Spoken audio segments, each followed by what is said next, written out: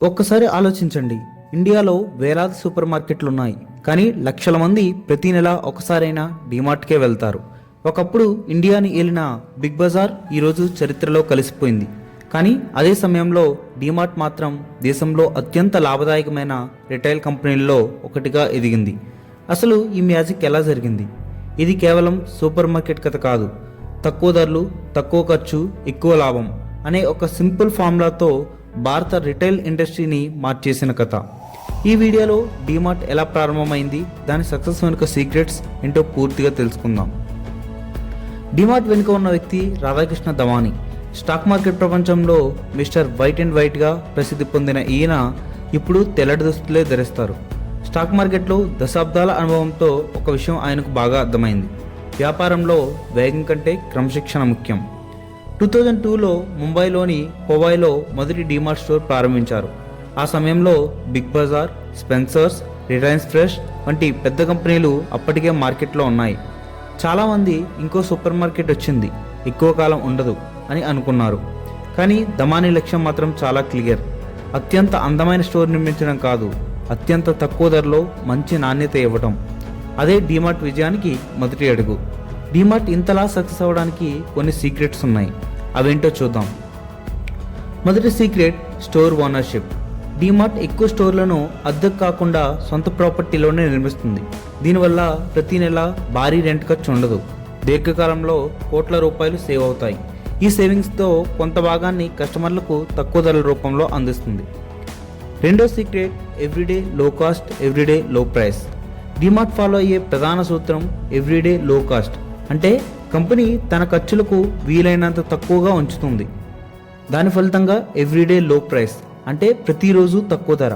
Festival sale కోసం వేచి ఉండాల్సిన అవసరం ఉండదు. మూడో సీక్రెట్: సప్లయర్స్ ఫస్ట్. చాలా రిటైల్ కంపెనీలు సప్లయర్లకు డబ్బులు ఇవ్వడానికి నెలల సమయం తీసుకుంటాయి, కానీ డీమార్ట్ వీలైనంత త్వరగా చెల్లిస్తుంది. దీంతో సప్లయర్లు కూడా మంచి డిస్కౌంట్, ముందుగా స్టాక్, మరింత సహకారం అందిస్తారు. నాలుగో secret: limited products, faster sales. డీమార్ట్లో వేల బ్రాండ్లు కనిపించవు, అత్యధికంగా అమ్ముడయ్యే ప్రోడక్ట్స్ మాత్రమే ఉంటాయి. దీనివల్ల స్టాక్ ఎక్కువ రోజులు గోదాంలో ఉండదు, వేగంగా అమ్ముడవుతుంది. ఇదే ఇన్వెంటరీ టర్నోవర్ని పెంచుతుంది, అంటే తక్కువ పెట్టుబడితో ఎక్కువ లాభాలు. ఐదో సీక్రెట్: క్లస్టర్ ఎక్స్పాన్షన్. డీమార్ట్ ఒకేసారి దేశం మొత్తం విస్తరించలేదు.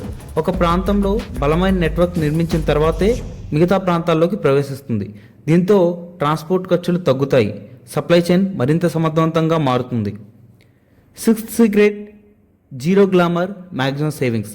డీమార్ట్ స్టోర్లో లగ్జరీ ఇంటీరియర్స్ ఉండవు, భారీ టీవీ యాడ్స్ ఉండవు, సెలబ్రిటీ బ్రాండ్ అంబాసిడర్లు ఉండరు. ఎందుకంటే ఆ డబ్బంతా చివరికి కస్టమర్ జేబు నుంచే వస్తుంది. డీమార్ట్ మాత్రం ఆ డబ్బును సేవ్ చేసి ధరలను తగ్గిస్తుంది.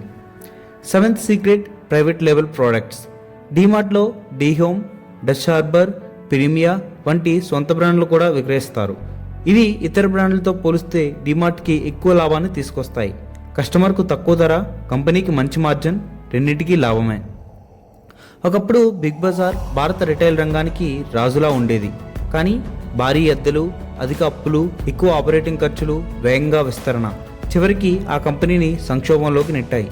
డీమార్ట్ మాత్రం నెమ్మదిగా పెరిగింది, అప్పులను నియంత్రించింది, ఖర్చులను తగ్గించింది, లాభాలను తిరిగి వ్యాపారంలో పెట్టింది.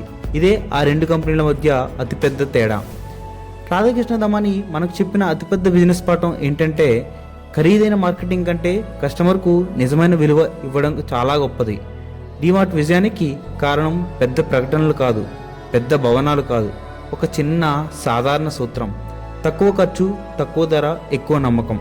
అందుకే ఈరోజు కూడా లక్షలాది భారతీయ కుటుంబాల మొదటి ఎంపికగా డీమార్ట్ నిలిచింది. ఈ వీడియో నచ్చితే లైక్ చేయండి, మీ అభిప్రాయాన్ని కామెంట్ చేయలో చెప్పండి. ఇలాంటి బిజినెస్ సక్సెస్ స్టోరీస్ కోసం మా ఛానల్ని సబ్స్క్రైబ్ చేసి బెల్ ఐకాన్ తప్పకుండా ప్రెస్ చేయండి. జై హింద్.